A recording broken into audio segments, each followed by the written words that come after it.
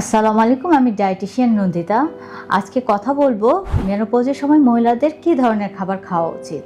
Menopause এটা একটি শারীরিক ন্যাচারাল প্রসেস। এটি 45 থেকে 55 বছর বয়সী মহিলাদের সাধারণত হয়ে থাকে। এই সময় বিভিন্ন ধরনের লক্ষণ দেখা দেয়, যেরকম ওজন বেড়ে যায়, মুড সুইং হয়, যোনিপথে শুষ্কতা দেখা দেয়, চুল পড়া বেড়ে যায়, ক্লান্তি ভাব ইত্যাদি বিভিন্ন লক্ষণ দেখা দেয়। তাই এই সময় ভিটামিন এবং মিনারেল জাতীয় খাবারের দিকে একটু বেশি ফোকাস করতে হবে।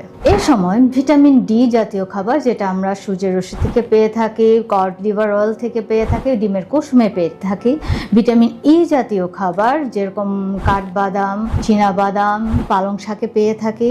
ভিটামিন বি12 যেটা আমরা মাছ, মাংস, ডিম, দুধে পেয়ে থাকি। ম্যাগনেসিয়াম জাতীয় খাবার যেটা আমরা ফার্মেন্টেড ফুডে পেয়ে থাকি, যেরকম দই, পান্তা ভাত ইত্যাদি। এছাড়া ওমেগা 3 ফ্যাটি অ্যাসিড যেটা আমরা চিয়া সিড, ফ্ল্যাক্স সিডে পেয়ে থাকি। এই খাবারগুলি আপনি আপনার দৈনন্দিন খাবারে অ্যাড করার চেষ্টা করবেন, তাহলে আপনার এই লক্ষণগুলি অনেকটা রিলিফ হবে, তাহলে আপনি ভালো থাকতে পারবেন।